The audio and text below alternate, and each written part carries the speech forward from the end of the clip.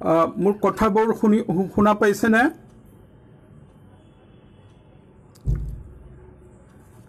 Hello'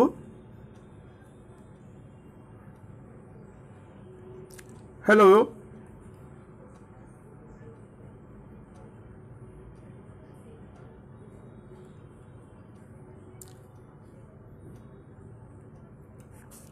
hello'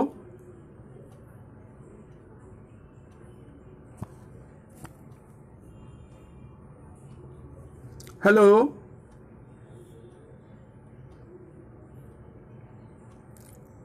hello'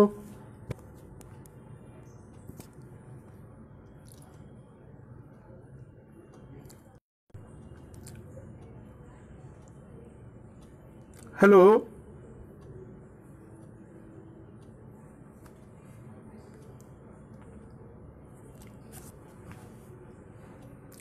hello'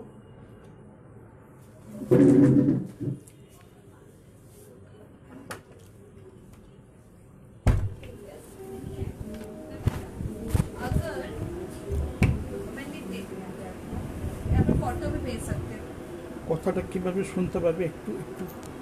ওটা পুরো দেওয়া হচ্ছে তারপর এখানে শুনতে পারবে আমি বলছি তো শুনতে পাচ্ছি না কোনো রেসপন্স নেই এখানে কিছু করতে হয় ওরা রেসপন্স করার হলে করবে রেসপন্স করবেই যেটাতে কোনো মানে নেই হ্যালো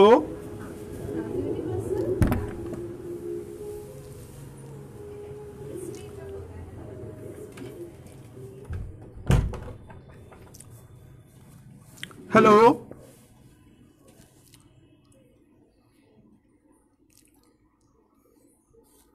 হ্যালো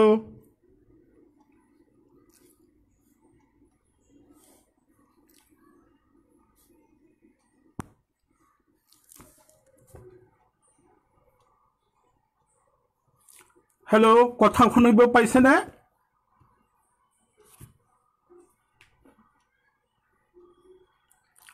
মোৰ শুভ সন্ধ্যা প্ৰত্যেকক মোৰ আন্তৰিক শ্ৰদ্ধা আৰু ভাল পোৱা জনাইছোঁ আজি গ্ৰন্থ সভা আয়োজিত এই অনুষ্ঠানত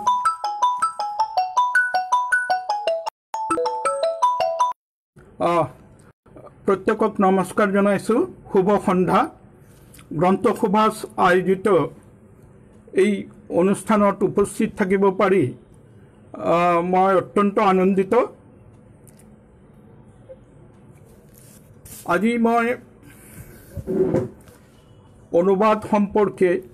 আৰু মই অসমীয়া সাহিত্য অনুবাদ লৈ কিয় আহিলোঁ সেই সম্পৰ্কে কম বুলি ভাবিছোঁ আসলে মোৰ মাতৃভাষা বাংলা মই বাংলা সাহিত্যলৈ পঢ়া শুনা কৰিছোঁ মই সৰুৰ একদম লৰালি কালৰ পৰাই মই কিতাপ পঢ়িবলৈ ভাল পাওঁ মই যেতিয়া স্কুলৰ ছাত্ৰ আছিলোঁ বিষ্ণুপুৰ বিদ্যানিকেতন গুৱাহাটীত ক্লাছ 6 ছাত্ৰ থাকোঁতে মই প্ৰায় 500 মান কিতাপ লাইব্ৰেৰীৰ পৰা পঢ়িছিলোঁ সো কিতাপ পঢ়িবলৈ বৰ ভাল পাইছিলোঁ গুৱাহাটীত বিভিন্ন গ্ৰন্থাগাৰৰ লগত জড়িত আছিলোঁ কিতাপ পত্ৰ আনি পঢ়িছিলোঁ কিন্তু আটাইতকৈ দুখৰ যেটো কথা ইভেন কলেজ আৰু বিশ্ববিদ্যালয় পঢ়া সময়ত মই বাংলা সাহিত্য আনকি দেৱ সাহিত্য কুটিৰৰ অনুবাদৰ জৰিয়তে বিশ্ব সাহিত্যৰ পাঠ পঢ়িলেও মই টলষ্টয় বা কাফকা বা মপাছা সেই সাহিত্যৰ বিশ্ব সাহিত্যৰ হাত ল'লেও খুবই দুখৰ কথা যে মই অসমীয়া সাহিত্যৰ কোনো কিতাপ পত্ৰই তেতিয়া পঢ়া নাছিলোঁ ইয়াৰ বাবে হয়তো আমি সৰু থাকোঁতে যেটো অসমৰ যেটো ৰাজনৈতিক আৰু সামাজিক পৰিবেশ আছিল হেতু হয়তো কিছুমান দায়ী কাৰণ আমাৰ মনত এটা ভুল ধাৰণা সোমাই দি এটা ভাষাগত বিভেদ জাতিগত বিভেদ গঢ়ি তোলা হৈ থাকে ইয়াৰ বাবেই মই বাংলা সাহিত্য আনকি বিশ্ব সাহিত্য পঢ়িলেও অসমীয়া কোনো যোগাযোগই নাছিলে হেতু মোৰ খুব দুখৰ আৰু লাজৰ কথা সেইকাৰণে মই কৈ থাকোঁ যে আজিকালি মই প্ৰায়শ্চিত্ত কৰি আছোঁ। যি অসমীয়া সাহিত্য মই একদমেই পঢ়া নাছিলোঁ, আজি সেই অসমীয়া সাহিত্য পাঠ, অসমীয়া গল্প, কবিতা, উপন্যাস আৰু প্ৰবন্ধ সেইবোৰ অনুবাদ আৰু বাংলাৰ অনুবাদৰ জৰিয়তে বেংগলৰ বৃহত্তৰ পাঠকৰ ওচৰত লৈ অহা মোৰ জীৱনৰ অন্যতম কাম বুলি মই ধৰি লৈছোঁ। আচলতে এই অনুবাদটো এই যে মই ক'লোঁ যে বিশ্ব সাহিত্যৰ অনুবাদ কিছু পঢ়ি মোৰ ইমান ভাল পোৱা লাগিছিলে, ইমান ভাল পাইছিলোঁ যে মানে কিতাপৰ বাহিৰে মই আৰু কোনো মোক খেলাৰ কোনো সংগী নাছিলে। কিতাপেই মোৰ বন্ধু হৈ উঠিছিলে। সেইবাবে যেতিয়া মই বৰগোহাঁই ছাৰৰ প্ৰবন্ধবোৰ পঢ়িছোঁ, মোৰ এটা কিতাপৰ বৰগোহাঁই ছাৰৰ প্ৰবন্ধ লৈ কিতাপখনৰ নামো ৰাখিছোঁ বইয়েৰ সঙ্গে কথাবাৰ্তা, যিখন কিতাপ আজি 5 বছৰমান আগতে সেতু পাব্লিশ্বাৰ্ছৰ পৰা প্ৰিণ্টিং ভাৰ্চনটো ওলাইছিলে। এই কিছুদিন একমাহমান আগতে আকৌ এইটো এই বইয়েৰ হাটৰ পৰা ই-বুক ওলাইছে আৰু amazon.in সেইটো মাৰ্কেটিং কৰি আছে। এনেদৰে অসমীয়া প্ৰবন্ধ, বৰগোহাঁই ছাৰৰ প্ৰবন্ধ গোটেই বিশ্বৰ পাঠক, বিশেষকৈ বাঙালী পাঠকৰ মাজত পঢ়াৰ সুযোগ হৈছে আৰু বহুতে বৰগোহাঁইৰ প্ৰবন্ধ পঢ়ি বিৰাট ভাল পাইছে। মই বৰগোহাঁই ছাৰৰ যিটো প্ৰবন্ধ কিতাপ, প্ৰথমে মই কিতাপ পঢ়াৰ আনন্দ বুলি যিখন কিতাপ আছে, সেই কিতাপখন পঢ়ি মোৰ মনত অসমীয়া সাহিত্যৰ প্ৰতি আগ্ৰহ জন্মিছিল। লাহে লাহে মই বৰগোহাঁইৰ বাকীবোৰ উপন্যাস, চুটি গল্প, বিশেষকৈ প্ৰবন্ধ মই পঢ়িবলৈ আৰম্ভ কৰোঁ। লগে লগে ইন্দিৰা গোস্বামী, বীৰেন্দ্ৰ কুমাৰ ভট্টাচাৰ্য, তাৰপিছত নিৰুপমা বৰগোহাঁই, অসমীয়া সাহিত্যৰ আন সাহিত্যিকবোৰ, তেখেতসকলৰ গল্প, প্ৰবন্ধ, মই উপন্যাস পঢ়িবলৈ আৰম্ভ কৰোঁ। ইন দ্য মিন টাইমে মই পঢ়ি ইমান ভাল লাগিছিলে, সেইবাবে মোৰ মনৰ ভিতৰত এটা আকাংক্ষা আছিলে যে এই মোৰ ভাল লগাখিনি যদি মই বাঙালী পাঠকৰ ওচৰত লৈ যাব পাৰোঁ, তেনেহ'লে অসমীয়া সাহিত্যৰ বিস্তৃতিটো বাঢ়িব। আৰু সেইবাবেই মই 1997 চনৰ ডিচেম্বৰ মাহত উইলিং ট্ৰান্সফাৰ লৈ মই চাকৰি সূত্ৰে কলিকতাত আহিলোঁ। মই ইণ্ডাষ্ট্ৰিয়েল ফাইনেন্স কৰ্পৰেশ্যন অফ ইণ্ডিয়াত চাকৰি কৰিছিলোঁ। গুৱাহাটীত অল ষ্টেট কেপিটেলবিলাকত আমাৰ অফিচ আছিলে। চ' মই উইলিং ট্ৰান্সফাৰ লৈ কলিকতা আহিলোঁ। মোৰ মূল উদ্দেশ্য আছিল যে অনুবাদৰ জৰিয়তে যিখিনি মোৰ মনত আলোড়ন সৃষ্টি কৰিছে, সেই ভালপোৱাখিনি বাঙালী পাঠকৰ লগত, বাঙালী পাঠকৰ মাজত বিয়পাই দিবলৈ চেষ্টা কৰিম। প্ৰথমতে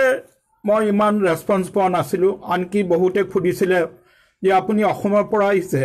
তাতে মানুহে সাহিত্যৰ চৰ্চা কৰেনে? তো তেতিয়া মই খুব দুখ পাইছিলোঁ। মই তেওঁলোকক কৈছিলোঁ যে আপোনাৰ এই কথাৰ জবাব মই মুখেৰে নিদিওঁ, মই আপোনাক লেখনিৰে দিম। আৰু আজি ক'বলৈ গ'লে এইটো কলিকতাৰ যিবোৰ মানে বিখ্যাত লিটিল মেগাজিনবোৰ ওলায়, যেনেকা মহাশ্বেতা দেৱী সম্পাদনা কৰে যিটো পত্ৰিকা আছিলে ভাষা বন্ধন, পাছত তেওঁৰ নবানন্দ সম্পাদনা কৰিছিলে ভাষা বন্ধন, অমিতাভ দাসগুপ্তৰ সম্পাদনা কৰা পৰিচয় পত্ৰিকা, যি পত্ৰিকা 50 বছৰৰ ওপৰত, তাৰপিছত এই আপোনাৰ অৰবিন্দ আশ্ৰমৰ শ্ৰীনন্ত পত্ৰিকা, এই শ্ৰীনন্ত পত্ৰিকা অৰবিন্দ আশ্ৰমৰ ইংলিছ আৰু বেংগলী ভাৰ্চনত ওলায়। এইটো এটা ইণ্টাৰনেশ্যনেল মাৰ্কেটিং আছে। সেই পত্ৰিকাত মোক ধাৰাবাহিকভাৱে হোমেন বৰগোহাঁইৰ প্ৰবন্ধবোৰ অনুবাদ কৰিবলৈ দিয়ে। আৰু মই অনুবাদ কৰাৰ পিছত তাতে সম্পাদকৰ পৰা আৰম্ভ কৰি বহুত পাঠকেও খুব ভাল ৰেছপন্স কৰে। কস্ম দেৱায়ো বা অশ্ৰুৰ উৎস যেতিয়া শুকাই যায়, জীৱন সাধনা, এই গোটেই প্ৰবন্ধবোৰ এটা সময়ত আপোনাৰ এই শ্ৰীনন্ত পত্ৰিকাত ধাৰাবাহিকভাৱে ওলাইছিলে মানুহে বৰ ভাল পাইছিলে ইভেন বম্বেৰ পৰা তেখেতে মোক এদিন ৰাতিপুৱা ফোন কৰিলে ক'লে মোৰ প্ৰবন্ধটো আছিল মোৰ প্ৰিয় মানুহ সক্ৰেটিছ সেই প্ৰবন্ধটো পাঠ কৰি তেখেতে মোক ৰাতিপুৱা 7টা বজাত ফোন কৰি ক'লে যে বাসুদেৱ আমি কম যে আমাৰ প্ৰিয় মানুহ বাসুদেৱ দাস কিয়নো তুমি আপুনি অনুবাদ কৰিছে বাবে আমি এই সক্ৰেটিছৰ এই প্ৰবন্ধ পঢ়িব সুযোগ পালোঁ এনেদৰে অজস্ৰ কথা আছে বহুতে ভাল পাইছে প্ৰফেসৰ হিমাদ্ৰী বন্দ্যোপাধ্যায় তাৰাশংকৰ বন্দ্যোপাধ্যায় নাতি ৰহিত্ৰ তেখেতে কৈছে যে বাসুদেৱ অসমীয়া ভাষাত ইমান উচ্চমানৰ প্ৰবন্ধ লিখা হৈ আছে আমি গমেই পোৱা নাছিলোঁ সো তুমি বাংলাত লিখাৰ দৰকাৰ নাই তুমি অসমীয়া সাহিত্য বেংগলীত লৈ আহা যিমানখিনি সম্ভৱ অসমৰ ভাল ভাল প্ৰবন্ধবোৰ অসমীয়া ভাল গল্প কবিতা সেইবোৰ তুমি অনুবাদৰ জৰিয়তে বাংলা সাহিত্যত লৈ আহা তুমি এটা ব্ৰিজ তৈৰি কৰা অসম বাংলাৰ মাজত যেটো এটা কালচাৰেল ব্ৰিজ যেটা হ'ব পাৰে সেই কালচাৰেল ব্ৰিজটো তুমি তৈৰি কৰা তো এই একচুয়ালি তেখেতে মোক এই হিমাদ্ৰী বন্দ্যোপাধ্যায় মোক সদায় অনুপ্ৰাণিত কৰি থাকে কিতাপ পত্ৰ দি অসমৰ লগত তেখেতৰ যোগাযোগ খুব ঘনিষ্ঠ আপোনালোকে হয়তো জানে তেখেতে যেটো শিখসকলক লৈ যেটো গৱেষণা আছে পশ্চিমবংগ অসম আৰু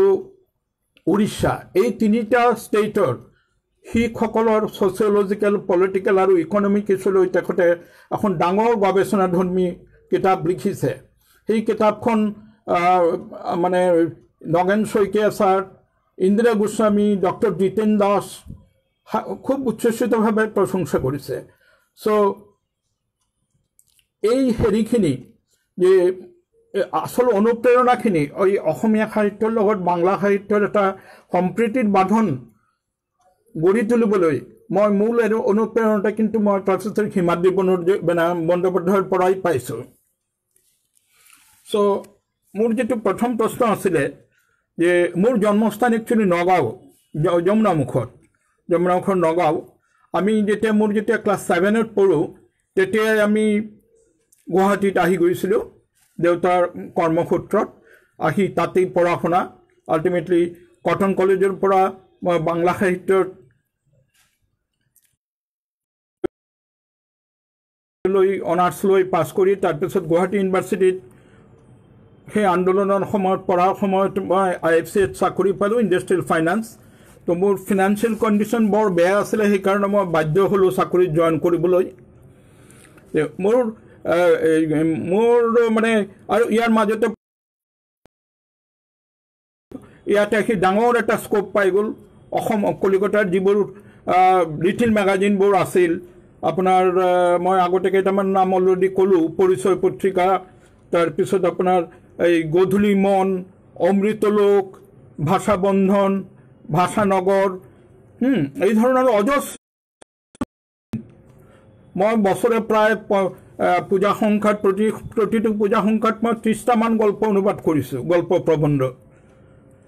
আৰু পূজা আহিলে মোক মানে হেৰি গল্পৰ অসমীয়া গল্পৰ বাবে অসমীয়া প্ৰবন্ধৰ বাবে বা অসমীয়া কবিতাবোৰৰ বাবে মোক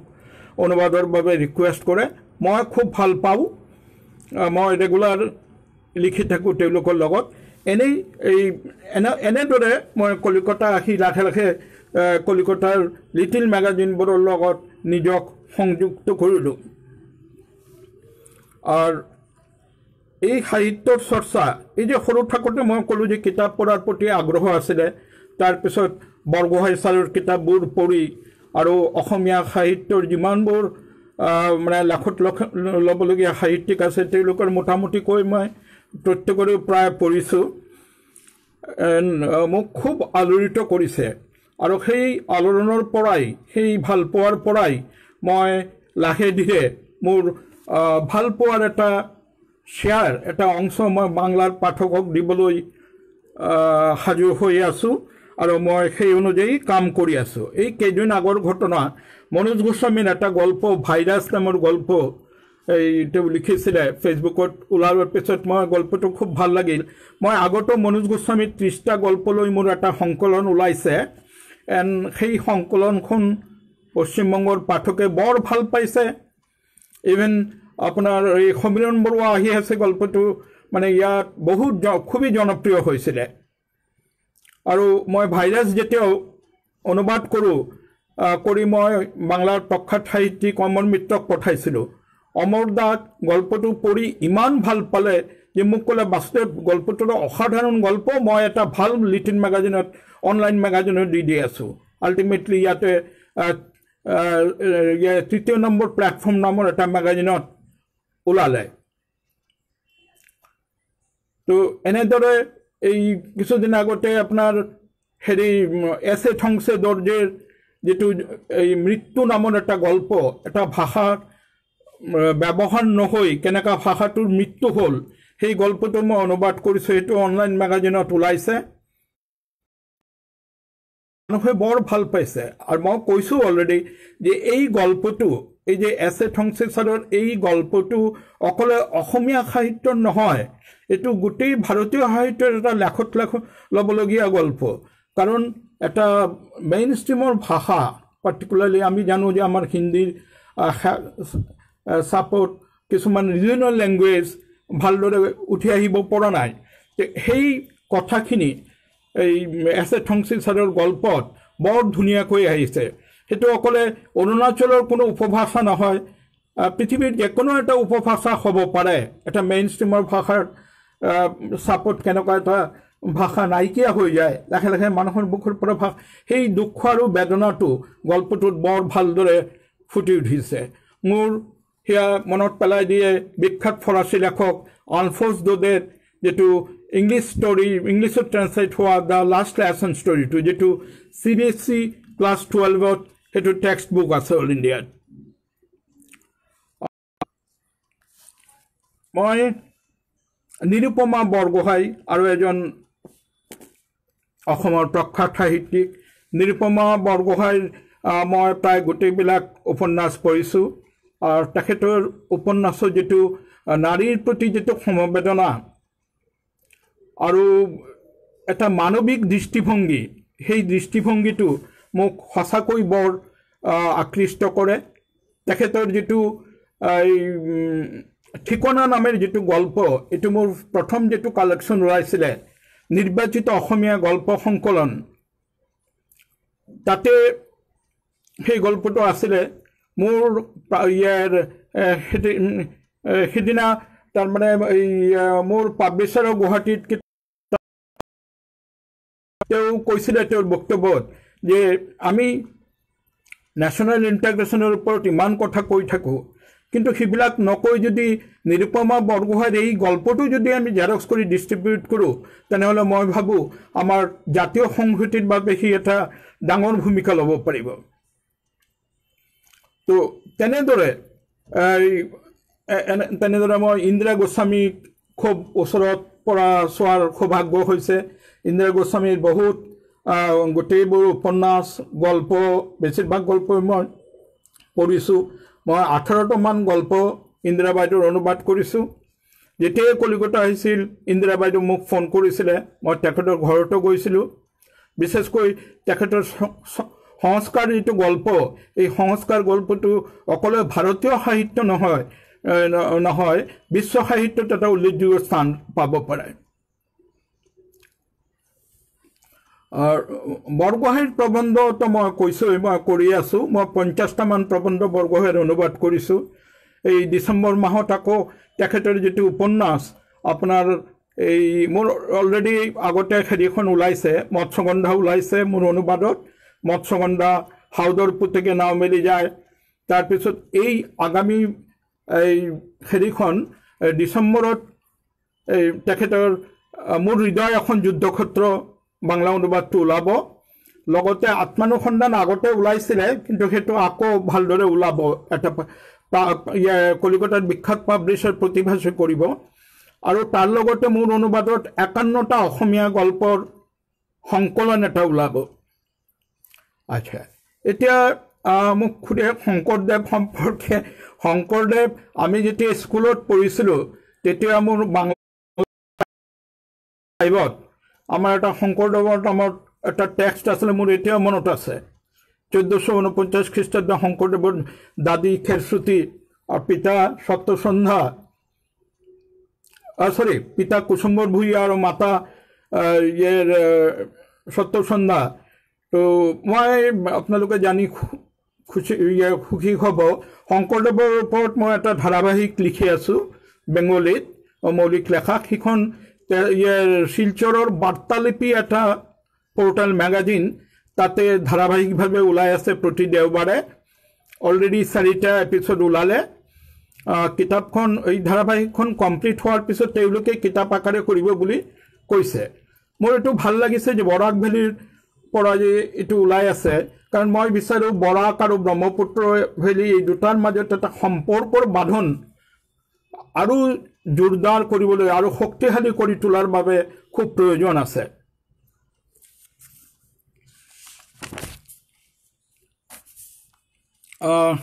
এতিয়া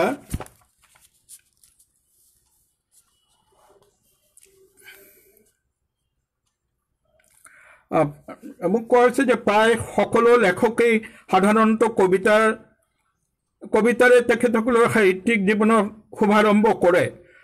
কৰা দেখা যায়। আপোনাৰ ক্ষেত্ৰতো এনে ঘটিছে নেকি? আচলতে খুব এটা মজাৰ কথা হ'ল, মই যেতিয়া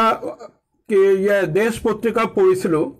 কলেজত থাকোঁতে বা ইউনিভাৰ্চিটি পঢ়োঁতে বা স্কুল লাইফত, তেতিয়া মই কবিতাৰ পাঠবোৰ বাদ দি পঢ়িছিলোঁ। কাৰণ মই জেনেৰেলি উপন্যাস আৰু গল্প ভাল পোৱা মানুহ। কিন্তু আজি অসমীয়া কবিতা অনুবাদৰ জৰিয়তে মই কবিতাৰ প্ৰতি মোৰ ইমান এটা ভাল পোৱা জন্মিছে যে সদায় মিনিমাম 8-10টা কবিতা নপঢ়িলে বা তাৰে কিছু কবিতা অনুবাদ নকৰিলে মোৰ দিনটোত কিবা এটা মিছ হৈছে যেন লাগে। এই হেৰিৰ বাবে, এই যে মোৰ কবিতাৰ প্ৰতি এটা ভাল পোৱা গঢ়ি উঠিছে, ইয়াৰ বাবে মই সম্পূৰ্ণ কৃতিত্বটো দিব বিচাৰোঁ অসমৰ কবিসকলক।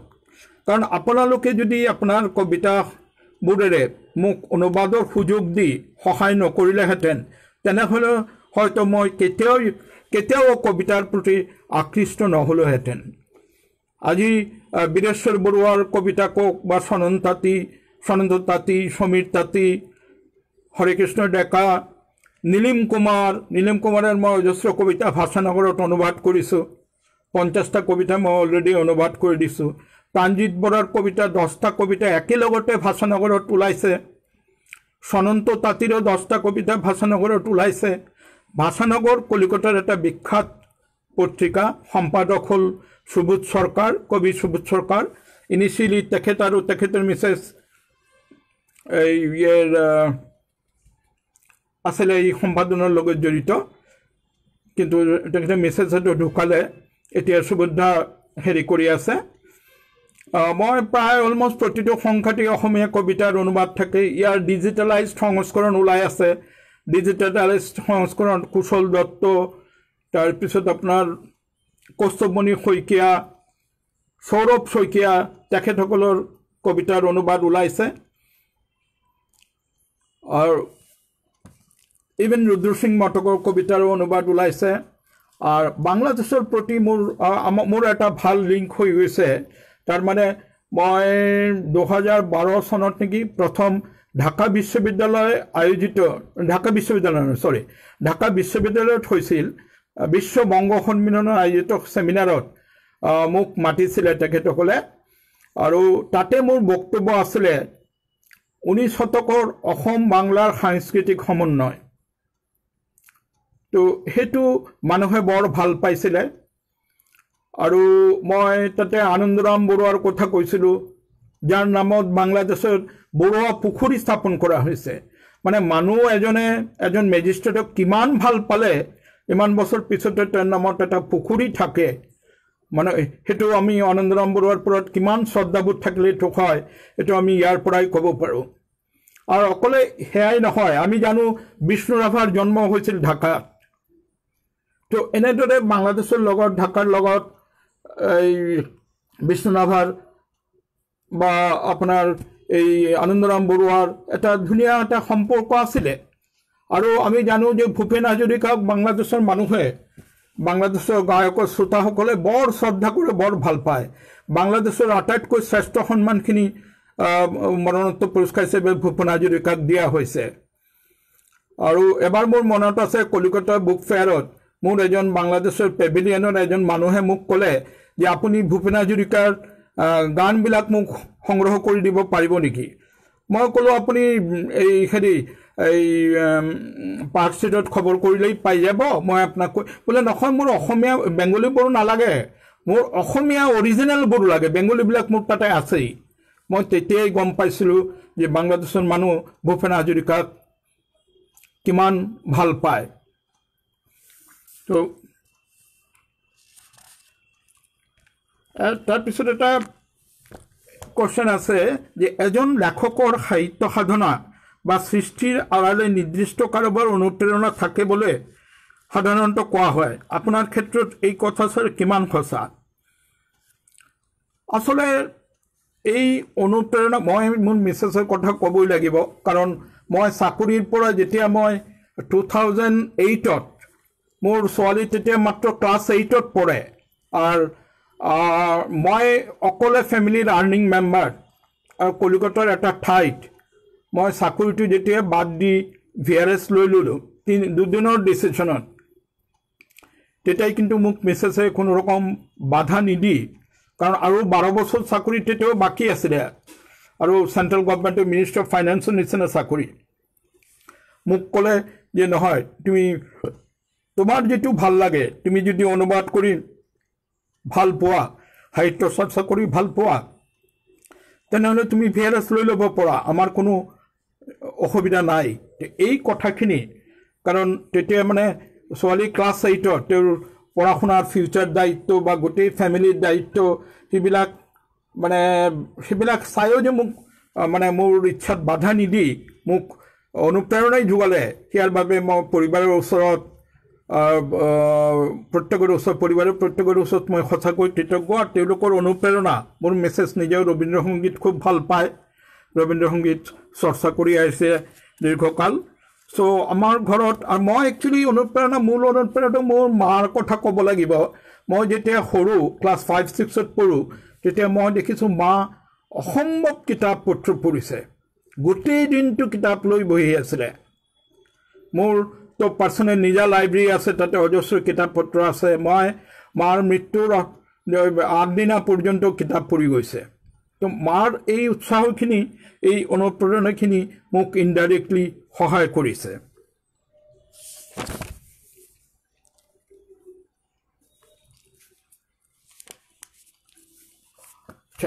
এটা কোৱেশ্চন আছে, বিংশ শতিকাৰ কোনকেইজন অসমীয়া সাহিত্যিকৰ সৃষ্টি আপোনাক বিশেষভাৱে আকৃষ্ট আৰু মুগ্ধ কৰে? ইয়াৰ কাৰণ কি? আসলে মই যেটো ক'লোঁ যে বিশেষকৈ মই বৰগোহাঁইৰ কথা কৈ থাকোঁ, কাৰণ তেখেতৰ এই যে মোৰ প্ৰিয় মানুহ চক্ৰেটিছ, আৰু তেওঁৰ এটা প্ৰবন্ধ যেটো এই প্ৰজ্ঞাৰ সাধনা, আজি 1 মাহৰ আগতে যেতিয়া এইটো ইবুক হিচাপে কিতাপটো ওলালে, মোক ৰাতিপুৱা 11টামান বজাত এজন মানুহে, পিছত গম পালোঁ তেওঁ এজন ৰিচাৰ্চ স্কলাৰ ষ্টুডেণ্ট হয়, ইংলিছত মাষ্টাৰ ডিগ্ৰী কৰি নজৰুল ইউনিভাৰ্চিটিত তেওঁ PhD কৰি আছে। তেওঁ মোক ফোন কৰি ক'লে যে আপোনাক মই আজি অলপ আগতে মই ইবুকখন কিনিছোঁ, কেইঘণ্টামান আগতে কিনি প্ৰথমেতো মই প্ৰজ্ঞাৰ সাধনা প্ৰথম প্ৰবন্ধটো পঢ়িলোঁ। প্ৰবন্ধটো পঢ়ি মোৰ ইমান ভাল লাগিছে, মোক ইমান অনুপ্ৰাণিত কৰিছে যে মই আপোনাক ফোন নকৰি যোগাযোগ নকৰি নোৱাৰিলোঁ। মোক ক'লে যে আৰু বাকী প্ৰবন্ধবোৰ পঢ়িও মই আপোনাক জনাম। এই যে বস্তুটো, এই বস্তুটো মোক খুব অনুপ্ৰাণিত কৰে। মানুহৰ ভাল পোৱা, যাদৱপুৰ বিশ্ববিদ্যালয়ৰ বহুতো ছাত্ৰ ছাত্ৰী মোৰ বন্ধুবৰ্গ, বৰগোহাঁইৰ প্ৰবন্ধ, তাৰপিছত আৰু বীৰেশ্বৰ বৰুৱাৰ কবিতা, কিছুমান কবিতা বীৰেশ্বৰ বৰুৱাৰ মই অনুবাদ কৰিছিলোঁ। আপোনাৰ অৰবিন্দ আশ্ৰমৰ পৰা এটা খুব ভাল মেগাজিন ওলাইছিলে সন্ধিৎসা, এই সন্ধিৎসাত শ্ৰীনন্তৰ লগতে মই সন্ধিৎসাটো মই ধাৰাবাহিকভাৱে অনুবাদ কৰিছিলোঁ। তাতে সুভাষ ঘোষাল তেতিয়া সম্পাদক, মই তেখেতক ক'লোঁ যে মই বীৰেশ্বৰ বৰুৱাৰ কিছুমান কবিতা আপোনাক অনুবাদ কৰি দিব বিচাৰোঁ, আপুনি যদি ভাল পায় তেনেহ'লে আপোনাৰ মেগাজিনত যদি দিয়ে। তো মই 15টামান কবিতা অনুবাদ কৰি পঠালোঁ। কিছুদিন পিছত সুভাষ দা উত্তেজিত হৈ মোক ফোন কৰিলে যে বাসুদেৱ, মই গোটেইবিলাক কবিতা মই মেগাজিনত ছপাই আছোঁ, যে ইমান ভাল আৰু উচ্চমানৰ কবিতা। তো এনেদৰে এই বীৰেশ্বৰ বৰুৱাৰ যে কবিতাৰ পৰা অলংকাৰহীনতা, ইমান মানে সহজ সৰল কথাবোৰ ইমান সুন্দৰভাৱে উপস্থাপিত কৰিব পৰাৰ ক্ষমতা মোক বৰ ভাল পাওঁ। বৰ তেওঁ তাচ আৰু ভাড়াঘৰ এই দুটা কবিতা সঁচাকৈ মোৰ খুব প্ৰিয় কবিতা। আৰু কবিতা সম্পৰ্কে মই কবিতা আজিলৈ অজস্ৰ কবিতা অনুবাদ কৰিছোঁ অসমৰ। আচলতে কি মই ভাবোঁ জানে, কেতিয়াবা মই ভাবোঁ যে মোৰ অলপ পৰিশ্ৰম কৰি যদি মই দুটা বা কেইটা কবিতা অনুবাদ কৰি দিওঁ আৰু সেইটো যদি বেংগলৰ মেগাজিনত পাব্লিছ হয় ক'তো,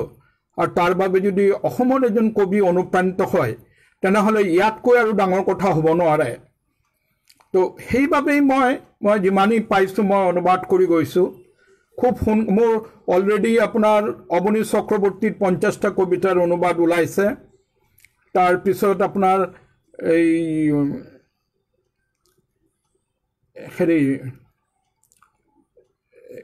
মিষ্টাৰ ৰাভা বিৰু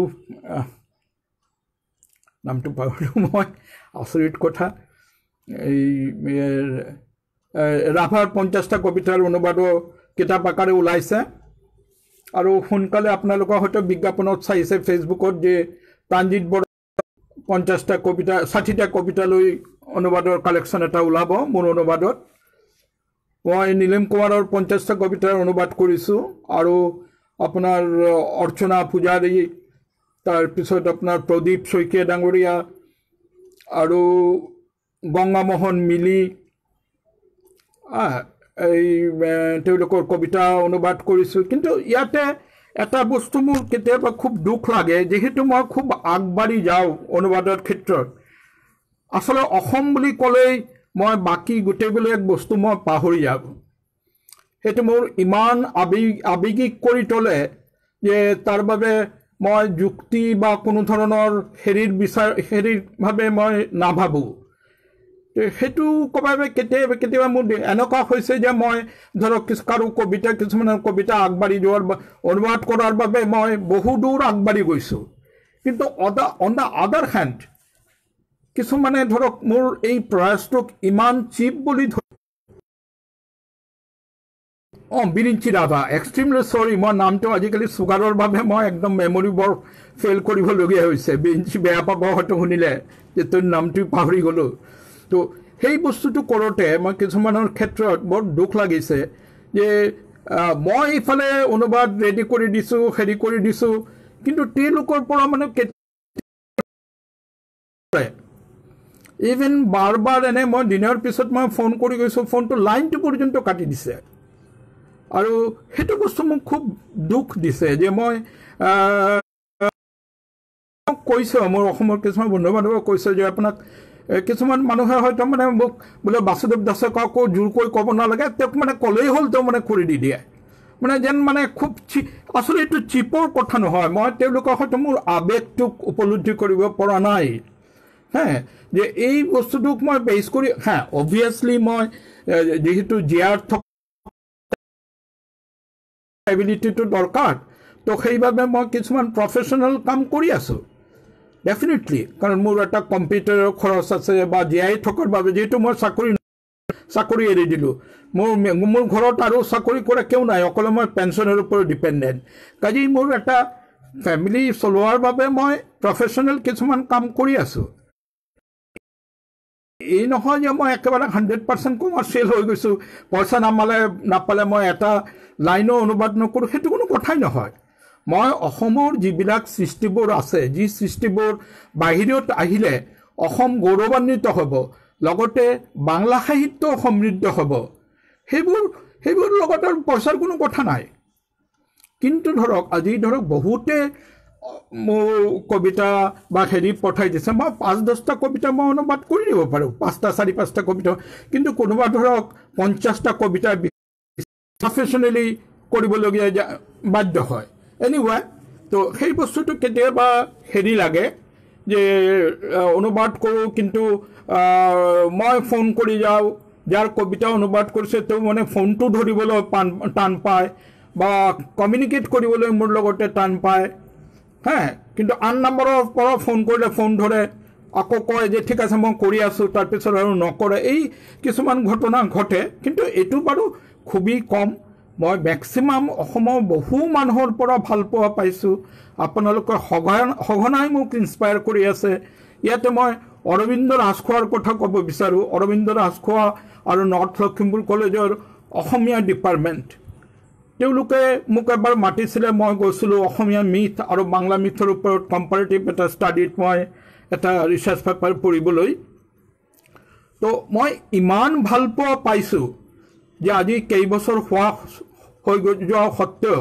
নৰ্থ লখিমপুৰ কলেজৰ লগত মোৰ এনেকুৱা ধৰণৰ লিংক যে কেতিয়াবা এনেকুৱা হৈছে তাৰ ষ্টুডেণ্টবিলাক মোকে সোধে যে ছাৰ আপুনি এই বস্তুটো মই বুজা নাই, মোক আপুনি যদি অলপ কৈ দিয়ে। মই কওঁ আৰে মই মাষ্টাৰ ডিগ্ৰী কৰিছোঁ, কিন্তু মোৰতো PhD-টোৰ কথা মোৰ ইভেন ফাৰ্ষ্ট ক্লাছো নাই। আৰু তোমালোকৰ কলেজত ইমান ডাঙৰ স্কলাৰবিলাক আছে, কিন্তু আচলতে সেইটো কথা নহয়। এইটো তেওঁলোকে মানে এই যে ভাল পোৱাটো, মোৰ ওপৰত যিটো বিশ্বাস, এই কিছুদিন 1 বছৰমান আগতে তেওঁলোকে হেৰি এক্সকাৰ্ছনত আহিছিলে গোটেই নৰ্থ লখিমপুৰ কলেজৰ টিমটো। তেওঁলোকে মোৰ বাবে আপোনালোকে মই বিশ্বাস কৰিব পৰা নাই,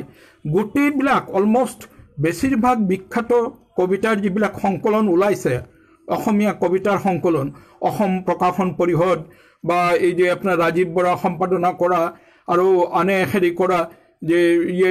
গোটেইবোৰ কিতাপ, অন্ততঃ 6-7টা ভলিউম, গোটেইবোৰ মোৰ বাবে কঢ়িয়াই লৈ আহিছে। আৰু কিছুদিন আগতে আপোনালোকক মই কৈ থওঁ, মই এটা ফিউচাৰ প্লেন হিচাপে ইয়াতে এটা কুৱেশ্যন আছে, সেইটো আগতে আগা-পিছা হৈ আছে বস্তুখিনি, যে অসমীয়া সাহিত্য ক্ষেত্ৰত আপোনাৰ ভৱিষ্যত পৰিকল্পনা কি কি আছে ক'বনে? ইয়াতে জাষ্ট মই এই প্ৰসংগটো যেতিয়া আহিলে, তো মই মোৰ অলৰেডি বিষ্ণু ৰাভাৰ ওপৰত কিতাপখন ইয়াতে ওলালে, এই নৰ্থ লখিমপুৰ আৰু ইয়াৰ চেণ্ট পল কলেজ আয়োজিত যিটো ছেমিনাৰ হৈছিলে, সেই ছেমিনাৰৰ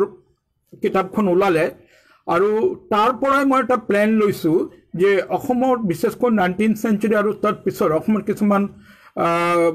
তাৰ আগৰো ধৰক এই শংকৰদেৱৰ পৰা ষ্টাৰ্ট কৰি, যেনে শংকৰদেৱ, তাৰ মহাপুৰুষ শংকৰদেৱ, তাৰপিছত আপোনাৰ এই বিষ্ণুপ্ৰসাদ ৰাভা, জ্যোতিপ্ৰসাদ আগৰৱাল, আনন্দৰাম ঢেকিয়াল ফুকন, আনন্দৰাম বৰুৱা, চন্দ্ৰপ্ৰভা শইকীয়ানী, তাৰপিছত আপোনাৰ হেৰি এই কৃষ্ণকান্ত সন্দিকৈ, তেওঁলোকক লৈ 100 পাতৰ এটাকৈ জীৱনী গ্ৰন্থ লিখা। এই কথাখিনি একচুৱেলি আজি প্ৰায় কেইবছৰমান আগতে ডক্টৰ হীৰেণ গোহাঁই ছাৰে মোক এটা চিঠি লিখিছিলে,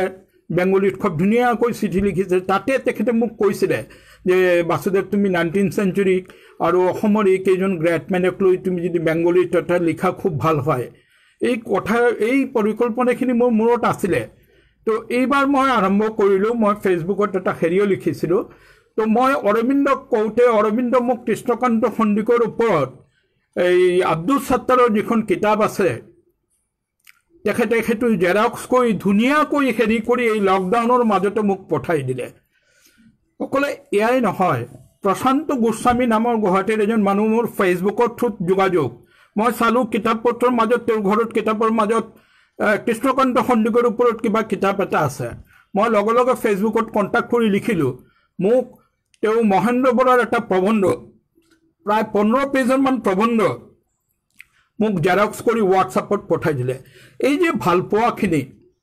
এই যে সঁহাৰি, এইটো কিন্তু অকলে অসমৰ ক্ষেত্ৰতে সম্ভৱ।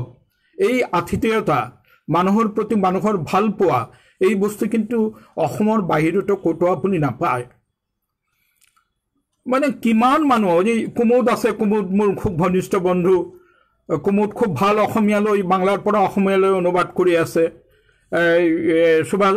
এই সুবোধ চৰকাৰৰ কবিতাৰ এটা কালেকশ্যন ওলাইছে মই অসমীয়া কিবা শব্দ বা কিবা হেৰি দিগদাৰ পালেই মই কুমুদক ফোন লগাওঁ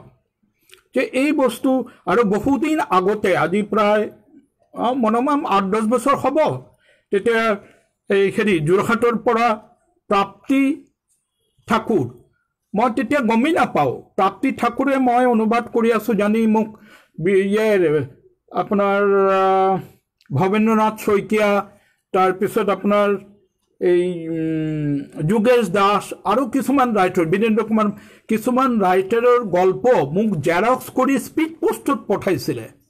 তেতিয়া কিন্তু মই প্ৰাপ্তি ঠাকুৰৰ লগত কোনো যোগাযোগই নাছিলে মই মানে প্ৰান্তিকত এটা চিঠি দি মোৰ এড্ৰেছখিনি দি দিছিলোঁ তো এই যে ভালপোৱা প্ৰাপ্তি ঠাকুৰৰ লগত মই পিছত মোক গুৱাহাটী বিশ্ববিদ্যালয়ৰ নিনাদ মোক তেওঁলোকৰ এটা অৰ্গেনাইজেশ্যনৰ মোক মাতিছিলে মোক অসমীয়া সাহিত্যৰ বাহিৰত অসমীয়া চৰ্চা সেই অনুষ্ঠানত মোক ক'বলৈ মাতিছিলে তেতিয়া যাই মই প্ৰাপ্তি ঠাকুৰৰ লগত মোৰ যোগাযোগ হৈছিলে আৰু মই সঁচাকৈ যে এই ধৰণৰ অজস্ৰ মানুহ অসমত আছে আপুনি নগেন শইকীয়া ছাৰত কিবা মোৰ অসুবিধা হ'লে ছাৰক লগে লগে ফোন কৰোঁ আৰু মোটামুটি অসমৰ হীৰেণ গোহাঁই ছাৰে মোৰ এটা কিতাপৰ মানে সম্পাদনা এটা মেগাজিন যিটো 49টা গল্প লৈ যিটো এই সমকালীন অসমীয়া গল্পৰ অনুবাদ ওলাইছিল সেইটো পাব্লিছাৰে বদমাচি কৰি অলপ মোক নজনাই সেইটো পাব্লিছ কৰি দিছিলে মামনিক বাইদেউক দি তাতে বহুত ভুল থকা সত্ত্বেও মই সাৱধান কৰা সত্ত্বেও তেওঁলোকে বিজ্ঞাপনৰ লোভত সেইটো কৰি দিছিলে তো এনিৱে তো এই যে হেৰিবোৰ যে মনোজ গোস্বামীৰ কথা মই ক'লৈ আপোনাৰ বাংলাদেশৰ এটা খুব ভাল মেগাজিন অনন্যা বুলি মেগাজিন সেইটো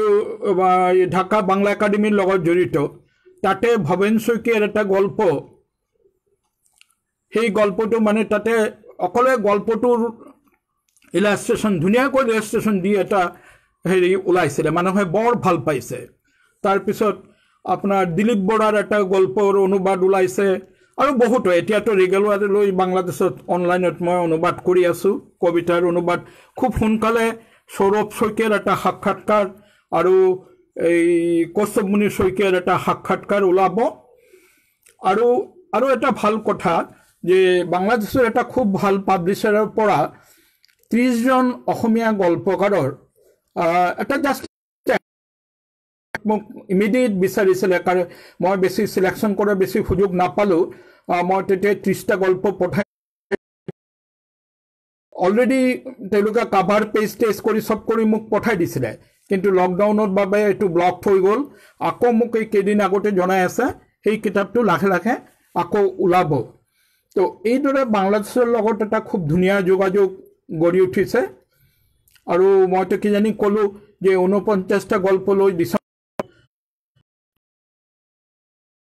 প্ৰতিভাসৰ পৰা ওলাব আৰু বৰগোহাঁই ছাৰৰ আত্মানুসন্ধান আৰু এই দুটা কিতাপ লগ লাগি ওলাব আৰু ই বুকৰ পৰা মই আৰু এটা কিতাপৰ বাবে মানে হেৰি কৰি আছোঁ যে সৈয়দ আব্দুল মালিক অসমত যে কিমান ডাঙৰ ৰাইটাৰ আদি কিমান ডাঙৰ আছে তেনে তাৰ উল্লেখযোগ্য প্ৰমাণ মই খুব সৌভাগ্যৱান যে মোৰ বন্ধু নুৰুল সুলতান মোক আহ্বান জনাইছিলে সৈয়দ আব্দুল মালিকৰ জন্ম শতবাৰ্ষিকী উপলক্ষে তাতে থাকিবলৈ মই তাত গৈছিলোঁ এইটো নুৰুল ভাইৰ কাৰণেই সম্ভৱ হৈছিলে আৰু মই তাতে আব্দুল মালিকৰ ঘৰতো গৈছিলোঁ আৰু যোৰহাটৰ মই গাড়ীৰ পৰা মোক দেখালে কবি ধীৰেন দত্তৰ ঘৰ আৰু বহুতৰ ঘৰত গৈছিলোঁ যোৰহাটত মই যোৰহাট বৰ ভাল লাগিছে এইটো সাহিত্য সংস্কৃতিৰ এটা তীৰ্থস্থান বুলি ক'ব মই ভাবোঁ মই যোৰহাট চাৰ্কিট হাউচত চালোঁ ৰাতিপুৱা মৰ্ণিং ৱাক কৰোঁতে চালোঁ কিন্তু খুব দুখ থাকিল যে মই তাত ভিতৰত সোমাব নোৱাৰিলোঁ যি হওক অসমৰ প্ৰতিটো হেৰি অসমীয়াৰ সাহিত্য মোক এইদৰে সঘনাই আচ্ছা ইয়াতে এটা প্ৰশ্ন আছে অসমীয়া উপন্যাস সাহিত্য সম্পৰ্কত আপোনাক ক'বলৈ ক'লে আপুনি কি ক'ব মই আসলে বৰগোহাঁইৰ কথাখিনি বাৰ ঘূৰি ফুৰি আহে খুব সোনকালে হোমেন বৰগোহাঁই ছাৰৰ হাউদৰ পুতেকে নাওমালি জয় উপন্যাসখন এই গুৱাহাটীৰ পৰা অনলাইন মেগাজিন আপোনাৰ অন্য দেশ তাতে ওলাব অলৰেডি মই কেইটামান এপিসোড সাবমিট কৰি দিছোঁ সেই উপন্যাসখন বেংগলীত অনুবাদ হোৱা খুব দৰকাৰ আছে যে মই কিছুদিন আগতে হাটফৰিত এটা আলোচনা কৰিছিলোঁ কম্পাৰেটিভ এটা গুগলৰ অভাৰকোট হোমেন বৰগোহাঁই ছাৰৰ হালদিয়া চৰাই বাওধান খায় আৰু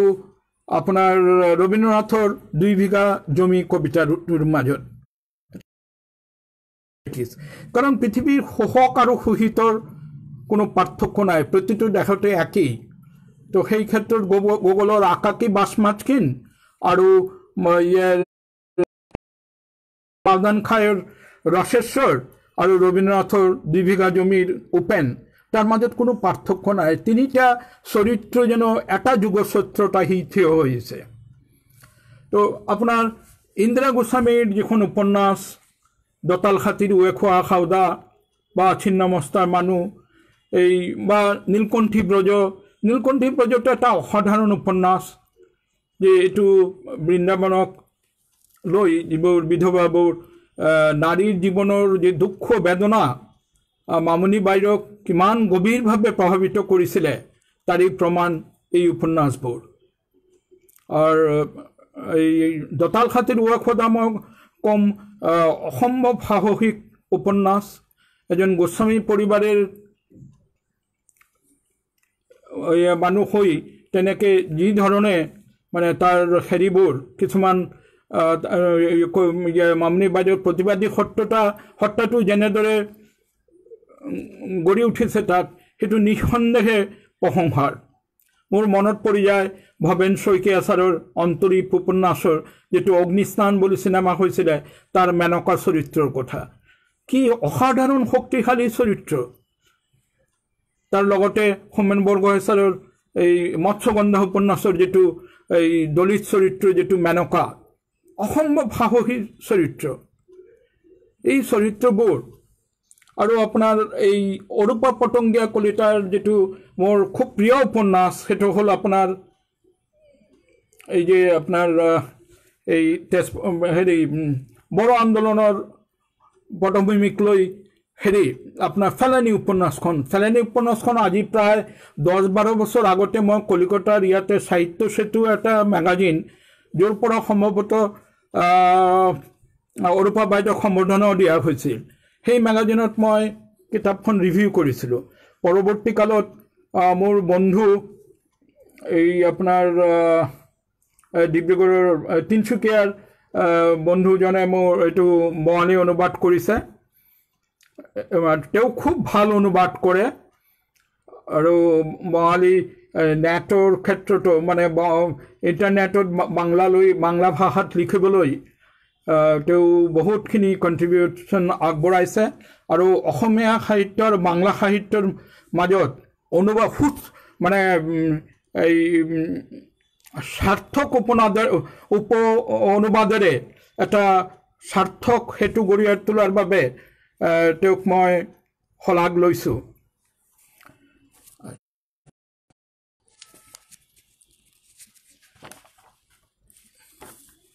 উপন্যাসৰ ক্ষেত্ৰত মই নৱকান্ত বৰুৱাৰ ককা দেউতাৰ হাড় তাৰপিছত কপিল পৰিয়া সাধু আৰু নিৰুপমা বৰগোহাঁইৰ মোৰ নিৰুপমা বৰগোহাঁইৰ উপন্যাসৰ যেটো মানে প্ৰতিবাদী সত্তা সেই হেকি আমি বেংগলৰ যেটো আশাপূৰ্ণা দেৱীৰ মাজত দেখিবলৈ পাওঁ বা মহাশ্বেতা দেৱীৰ মাজত দেখিবলৈ পাওঁ যে নিৰুপমা বৰগোহাঁইৰ মাজত যে নাৰী সমাজৰ দুখ বেদনা লৈ সৰ্বোপৰি অকলে নাৰীবাদী বুলি ক'লে সংকীৰ্ণ এটা অৰ্থত বিচাৰ কৰা হ'ব নিৰুপমা বাইদেউৰ উপন্যাসৰ এটা মূল সৰ হল এটা মানৱিকতাবাদ এটা মানৱিক দৃষ্টিৰে এজন মানুহক চোৱা হেতুই তেখেতৰ আটাইতকৈ মূল্যৱান আৰু সদ্যহতে মই এই এটা বিজ্ঞাপন দিছে ফেচবুকত মই নিৰুপমা বাইদেউৰ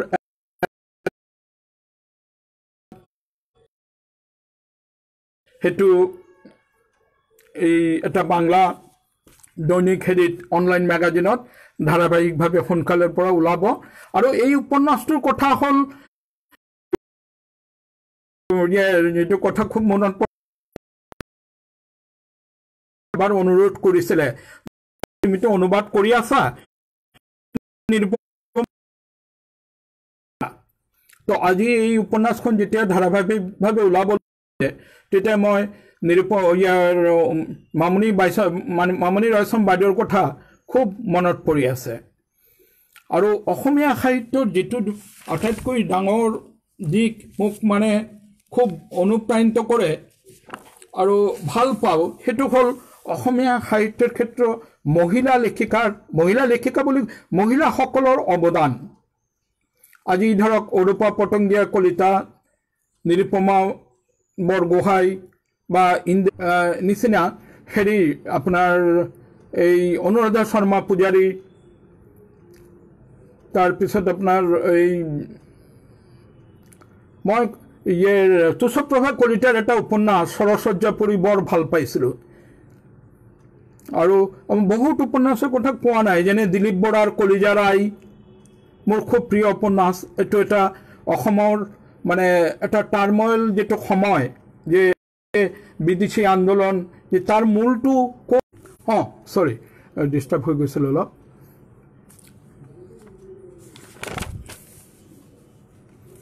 সো দিলীপ বৰাৰ কলিজাৰ আই এটা বৰ ভাল উপন্যাস অসমৰ এটা জটিল সময়ৰ ছবি তাত ফুটি উঠিছে মই উপন্যাসখন বৰ ভাল ধ্ৰুৱজ্যোতি বৰা ছাৰৰ যেটো ট্ৰিলজি আছে আৰু আপোনাৰ দীপক বৰকাকতিৰ মই আচৰিত লাগিছে মই অসমীয়া কথা সাহিত্যত মানে দেশভাগৰ হেৰিখিনি মই চাইছিলোঁ বিচাৰি মই দীপক বৰকাকতিৰ উপত্যকাৰ পৰা উপত্যকালৈ তাতে চালোঁ যে পাৰ্টিশ্যন অফ ইণ্ডিয়া কিদৰে তেওঁৰ সেই উপন্যাসখনত ধৰা পৰিছে বৰ ধুনীয়াকৈ আহিছে আৰু আমি জানো এইটো বৰগোহাঁই ছাৰ ইছমাইল হকৰ সন্ধানতো এই পাৰ্টিশ্যনৰ কথাখিনি আহিছে আৰু পাৰ্টিশ্যনৰ সম্পৰ্কে মই যেটো আটাইতকৈ অসমৰ এটা খুব উল্লেখযোগ্য গল্প আপোনাৰ এই সৈয়দ আব্দুল মালিকৰ বিভৎস বেদনা সেই পাৰ্টিশ্যনৰ যে কিমান এটা বেদনা এই বেদনাময় দিশটো এই বিভৎসনা গল্পত ধৰা পৰিছে আব্দুল মালিক ছাৰৰ সূৰজমুখীৰ সপোন এটা খুব বিখ্যাত উপন্যাস এই উপন্যাসত আপোনাৰ হিন্দু আৰু মুছলিমৰ জাতি ধৰ্মৰ ঊৰ্ধত উঠি যায় এটা সম্পৰ্ক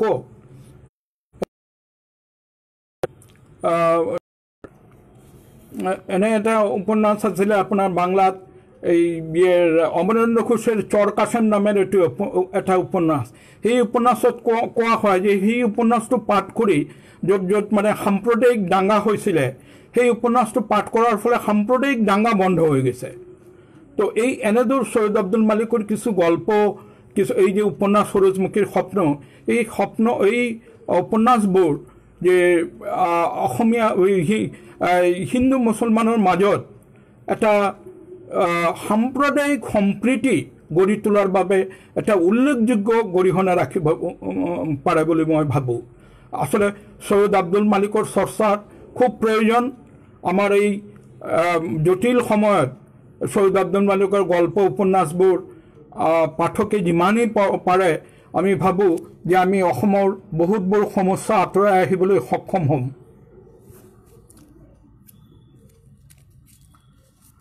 আচ্ছা ইয়াতে এটা প্ৰশ্ন আছে বৰ্তমানলৈকে আপোনাৰ প্ৰকাশিত গ্ৰন্থৰ সংখ্যা কিমান ইয়াৰ ভিতৰত অসমীয়া সাহিত্যৰ পৰা অনুবাদৰ সংখ্যা কিমান আৰু মৌলিক গ্ৰন্থ কিমান মোৰ আজিলৈ প্ৰকাশিত গ্ৰন্থৰ সংখ্যা 19খন তাৰে মাজত দুটা মৌলিক এটা হ'ল চিন্তা ভাৱনা আৰু এটা হ'ল ভাৰতৰ স্বাধীনতা সংগ্ৰামত নাৰী আৰু এটা কিতাপ আৰু এটা একচুৱেলি মূলতে সেইটো ফৰাচী আছিলে তাৰ পৰা গীতা প্ৰেছ ৰিলিজিয়াছ বুক ফ্ৰান্সৰ পৰা হিন্দীত কৰা হৈছিলে মই হিন্দীৰ পৰা অসমীয়ালৈ কৰিছোঁ এই 19টাৰ মাজতে 3খন বাদ দিলে বাকি 16খনেই অসমীয়াৰ পৰা অনুবাদ আৰু হয়তো ডিসেম্বৰ 4-5 মাহৰ ভিতৰত এই ৰিসেন্টলি মই প্ৰুফ চাই আছো কমপ্লিট হল প্ৰিপ চোৱা এই গুৱাহাটী বিশ্ববিদ্যালয় এই টপলি যেটো ব্ৰহ্মপুত্ৰ টি গাৰ্ডেন অসমৰ টি গাৰ্ডেনৰ ওপৰত লিখা কিতাপ সিখন মই অনুবাদ কৰিছিলো এই কিতাপখন কলিকতাৰ ভাষা সংসদৰ পৰা ওলাব মই প্ৰুফ চোৱা হৈ আছে আৰু এটা খবৰ দিব বিচাৰো এইবাৰ পূজা সংখ্যাত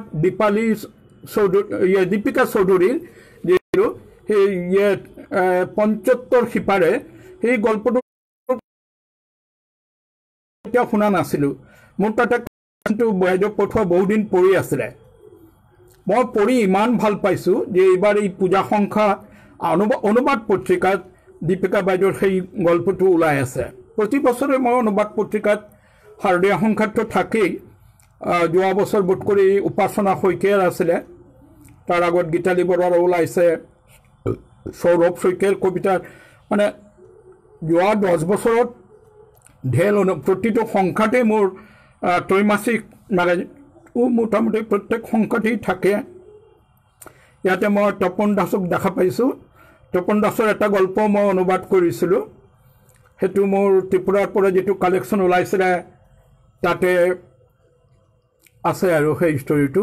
কিন্তু মই ফিউচাৰত তেনেকুৱা মানে তপন দাসৰ গল্প পোৱা নাই বা যোগাযোগ হোৱা নাই বাবে মই কৰিব পৰা নাই যায়ও এটা কন্টিনিউয়াস প্ৰসেস এটো এটা ইম্পৰ্টেন্ট এটা হেৰি হ'ল মই অসমীয়া মহিলা লেখিকাৰ অকলে মহিলা লেখিকাৰ 50টা গল্প লৈ এটা সংকলন কৰি আছো প্ৰতিজন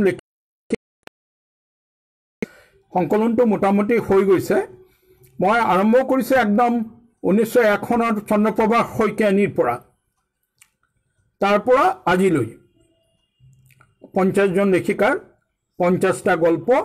এটো পাবলিশাৰ পোৱাটোৱে কথা মোৰ মোটামুটি ভাবে হৈ গৈছে তো হিখিনি এটা কালেকশন অকলে মহিলা গল্প লেখিকাৰ গল্প লৈ এই কালেকশন এটা আপোনাৰ মোটামুটি ভাবে নিৰুপমা বৰগোহাঁই মামনি ৰয়ছম গোস্বামী আৰম্ভ কৰি একদম ইয়াং জেনাৰেশন মানে গীতালি বৰা বা আপোনাৰ ৰত্না ভৰলী তালুকদাৰ তেওঁলোকৰ প্ৰত্যেকৰ গল্পই থাকিব মই এতিয়া ইয়াং জেনাৰেশনৰ গল্প অনুবাদ কৰিবলৈ মই ভাল পাবৰ সেইভাবে মই পঞ্চানন হাজৰিকাৰো কৰিছো আৰু আপোনাৰ এই কিছুদিন আগতে কিছুমান যথেষ্ট ইয়াং জেনাৰেশনৰ গল্পবোৰ মই কৰি আছো আসলে এটা খেলিমেলি লাগি যায় ইমান একলগতে মই 4-5টা অনুবাদ আৰু এফালে এটা সাইডত মই হয়তো গল্প চলি আছে আৰু সাইডত কবিতা আৰু সাইডত এটা উপন্যাস তো সেইভাবে কেতিয়াবা খেলিমেলি হৈ যায় আৰ একচুয়ালি মই ঠিক প্ৰফেশনাল ভক্তা নহয় এই কাৰণে মোৰ বক্তব্যখিনি হয়তো মানে আপোনালোকে পাইছে অলপ খেলিমেলি লাগি যোৱা যে এটো এটা ইম্পৰ্টেন্ট প্ৰশ্ন যে এই যে মই অনুবাদবোৰ কৰি আছো যে অনুবাদবোৰ বেঙ্গলী পাঠকে কেনেদৰে লৈছে হেতু কিছু মোৰ কথা হলেই যে বেঙ্গলী পাঠকে অনুবাদবোৰ একসেপ্ট কৰিছে বাবে আনন্দ পাইছে বাবে মই ইমানখিনি অনুবাদ কৰিবলৈ পাই আছো হ্যাঁ কাৰণ যদি পাঠক না থাকিলে হেতেন তেনেহলে অনুবাদ কৰাৰ কোনো সুযোগ না থাকিলে হেতেন কিন্তু মানে অসমীয়া গল্প অসমীয়া প্ৰবন্ধ বা উপন্যাস ইমান ভাল পাইছে মানুহে এই ৰিসেন্টলি মোৰ এটা ধাৰাবাহিক অন্য দেশতে ওলালে বন্তি সেঞ্চুৱাৰ যেটো উপন্যাস আকন বিন্দিৰ কোন পৰুৱা নৰ্থ ইষ্টাৰ্ণ হিল ইউনিভাৰ্চিটিক লৈ এটা ক্যাম্পাস নভেল মই মেঘালয়ৰ বহুতখিনি মেঘালয় শিলঙত গৈছো মই কেইবাবাৰো গৈছো কিন্তু মেঘালয়ৰ বহুতখিনি মেঘালয়ৰ লোক সংস্কৃতি মেঘালয়ৰ ভাষা বা মই অঞ্জলি লাহিৰীৰ লেখনি সূত্ৰ অলপমান গম পাইছো কিন্তু কোনো খবৰ ৰখা নাছিলো কিন্তু এই উপন্যাসটো অনুবাদ কৰোতে বাইদেউৰ যেটো লেখনি ইমান ধুনিয়া ইমান সুন্দৰকৈ উপন্যাসটো যে ইয়াতে বহুতে পঢ়ি আছিল প্ৰত্যেকে মোক ফোন কৰি জনাইছে যে উপন্যাসটো কেতিয়া ছাপা আকাৰে ওলাব আমি কিনিম আমি পঢ়িম যে এই যে বস্তুটো যে অনুবাদ কবিতাবোৰ বা পঠাই আছে বা আৰু আহিব বা গল্পবোৰ আহিব, আপোনালোকে যাতে অসমৰ সাহিত্যৰ মানৰ প্ৰতি লক্ষ্য কৰি এইবোৰ যাতে পঠায়। কাৰণ আমি এনে এটা বস্তু অনুবাদ কৰিব লাগিব যিটো বস্তু পঢ়ি, যেনেকৈ বৰগোহাঁই পঢ়ি ইয়াৰ পাঠকে মোক কৈছে যে আমাক কৈ আছে যে আৰে ইমান উন্নত মানেৰ প্ৰবন্ধ লিখা হৈছে অসমত, আমি গমেই পোৱা নাছিলোঁ। সেই বস্তুটো, সেই ষ্টেণ্ডাৰ্ডটো যাতে বজাই থাকে, মানুহ যাতে পঢ়ে। এটা অসমীয়া কবিতা, এটা বীৰেশ্বৰ বৰুৱাৰ কবিতা পাঠ কৰি বা নীলিম কুমাৰৰ কিছু কবিতা পাঠ কৰি মানুহে যেনেকৈ কৈ আছে, সুবোধ চৰকাৰে যেনেকৈ কৈ থাকে যে সুবোধদা মোক এম্পল স্কোপ দিছে অসমীয়া অনুবাদৰ বাবে, যে যেটো ভাল পোৱা গঢ়ি উঠিছে, সেই বস্তুটো মেইনটেইন কৰিব লাগিব। আৰু এইটো মেইনটেইন কৰা সম্ভৱ হ'ব আপোনালোকৰ জৰিয়তে। আপোনালোকে যদি খুব সিলেক্টিভ হয়, যে কবিতাবোৰ যিবোৰ কবিতা পঠাম বা যিবোৰ গল্প পঠাম বা দাসক যিবোৰৰ বাবে ৰিকুৱেষ্ট কৰিম, সেইবোৰ যাতে আমাৰ উন্নত মানৰ হয়, অসমক যাতে ৰিপ্ৰেজেণ্ট কৰিব পাৰে, সেই বস্তুটো মই ভাবোঁ আমাৰ সদায় মনত ৰখা উচিত। আৰু এই যেটো কথা মই আগতে কৈছিলোঁ যে এতিয়া আমি এটা সময় আছিল য'ত মানে আমি বেংগলৰ পৰা লৈছোঁ অসমীয়া সাহিত্যত। চাব আপোনালোকে অকল ৰবীন্দ্ৰনাথ নহয়, ৰবীন্দ্ৰনাথ, বংকিমচন্দ্ৰ, শৰৎচন্দ্ৰ, পিছত শংকৰ, তাৰাশংকৰ, মাণিক বন্দ্যোপাধ্যায়, বহুতৰ পৰা আমি অনুবাদ কৰিছোঁ, অকলে আমি লৈছোঁ। কিন্তু আজি মই ভাবোঁ অসমীয়া সেইটো কিন্তু আজি আৰু ওৱান ৱে ট্ৰেইন হৈ থকা নাই। আজি বেংগলত, আজি অসমতো এনেবোৰ কিছু গল্প, প্ৰবন্ধ আৰু উপন্যাস লিখা হৈ আছে যিবোৰ আমি বেংগলীৰ জৰিয়তে, বাংলাৰ জৰিয়তে, বাংলা অনুবাদৰ জৰিয়তে বা ইংৰাজী অনুবাদৰ জৰিয়তে ভাৰতৰ গোটেইবোৰ ভাষাত যদি আমি বিয়পাই দিব পাৰোঁ, তেনেহ'লে মই ভাবোঁ অকলে ভাৰতবৰ্ষতে নহয়, গোটেই বিশ্বত এদিন না এদিন আহিব যিসকলে হয়তো এই অনুবাদৰ পৰা ইংৰাজী অনুবাদত লৈ যাব। মই যেনে গম পালোঁ, মই কটন কলেজ যিটো অসমৰ এটা কেম্পাছ নভেল, গোটেই ভাৰতবৰ্ষৰ ৰিজনেল লেংগুৱেজত প্ৰথম কেম্পাছ নভেল, সেইটো ইংলিছত অনুবাদ হৈছিলে। আমি থাকোঁতে কটন কলেজ চাইছিলোঁ, কিন্তু চাওক মোৰ দুৰ্ভাগ্য, তেতিয়া মই কটন কলেজ পঢ়া নাছিলোঁ। মই এই 50 বছৰ পিছত মই যোৱা বছৰ কটন কলেজটো পঢ়ি বাংলালৈ অনুবাদ কৰিলোঁ, আৰু মই সঁচাকৈ বৰ আনন্দ পাইছোঁ। মই এতিয়া ৰবীন্দ্ৰৰ পৰা শুনিছোঁ এতিয়া উৰিয়া ভাষাত অনুবাদ হৈ আছে। চ' এনেদৰে এই মানে অসমৰ যিবোৰ মানে কালজয়ী সৃষ্টি আছে, এইবোৰ যদি আপোনাৰ অনুবাদৰ জৰিয়তে যে বাংলাত আহে, বাংলা ভাষাৰ জৰিয়তে আন আন ভাষাত যদি প্ৰচাৰিত হয়, তেনেহ'লে মই ডেফিনিট অসমৰ এটা মানুহে অকলে অসম যে এটা ডিষ্টাৰ্বড এৰিয়া, যিটো এটা মানুহৰ মনত কিছুদিন আগতে এটা ধাৰণা হৈ গৈছিল, অসমত যাবলৈ মানুহে ভয় খাইছিল, সেই বস্তুটো নাথাকিব। তেতিয়া আমি যাতে ক'ব পাৰোঁ যে অসম কিন্তু শংকৰদেৱৰ দেশ, অসম কিন্তু মাধৱদেৱৰ দেশ, অসম ভৱেন শইকীয়া, নিৰুপমা বৰগোহাঁই বা ইন্দিৰা গোস্বামী বা অজস্ৰ অসমীয়া তৰুণ তৰুণীৰ ভাল লেখাৰে সমৃদ্ধ দেশ অসম, সৈয়দ আব্দুল মালিকৰ দেশ, য'ত মানে হিন্দু মুছলিম অকলে সেয়াই নহয়, প্ৰতিটো জাতি বৰ্ণ ভাষাৰ ওপৰত উঠি এটা মানৱিক দৃষ্টিভংগীৰে মানুহক দেখা হয়। তো এই যে এটা শুভেচ্ছাৰ সংবাদ, এই বাণীখিনি যাতে আমি অসমত, বাহিৰত, কাৰণ গোটেই ভাৰতবৰ্ষত গণ্ডগোল হ'লেও অসমত তেনেকুৱা সাম্প্ৰদায়িক শক্তিলৈ গণ্ডগোল হোৱা নাই, এইটো আমাৰ অসমৰ বাবে গৰ্বৰ কথা। এই বস্তুখিনি যাতে আমি বজাই ৰাখিব পাৰোঁ, আমি যাতে মানুহক মানুহ হিচাপেই দেখোঁ, যে মানুহজন অসমীয়া না বঙালী, মানুহজন হিন্দু না মুছলিম, সেইটো যাতে আমাৰ তাতে প্ৰায়ৰিটি নাপায়, আমাৰ তাতে যেন প্ৰায়ৰিটি পায় যে মানুহজন মানুহ, এজন মানুহৰ মৃত্যু হৈছে বা এজন মানুহৰ মংগল হোৱা দৰকাৰ, সেই বস্তুখিনি যাতে আমাক প্ৰায়ৰিটি লাভ কৰে, তেনেহ'লে আমি ভাবোঁ অসম আকৌ গৌৰৱ, আমাৰ গৌৰৱ উভতাই পাব। আৰু মই যেটো ফিউচাৰ প্লেনৰ মাজত এটা মেইন বস্তু যেটো ক'লোঁ, অলৰেডি কৈছোঁ মই, যে এই যে আপোনালোকে যদি কিতাপ পত্ৰ বা মোৰ লিংকবোৰ দি সহায় কৰে তেনেহ'লে সুবিধা হয়। এই যে আনন্দৰাম বৰুৱা, আনন্দৰাম ঢেকিয়াল ফুকন, গুণাভিৰাম বৰুৱা, সূৰ্য কুমাৰ ভূঞা,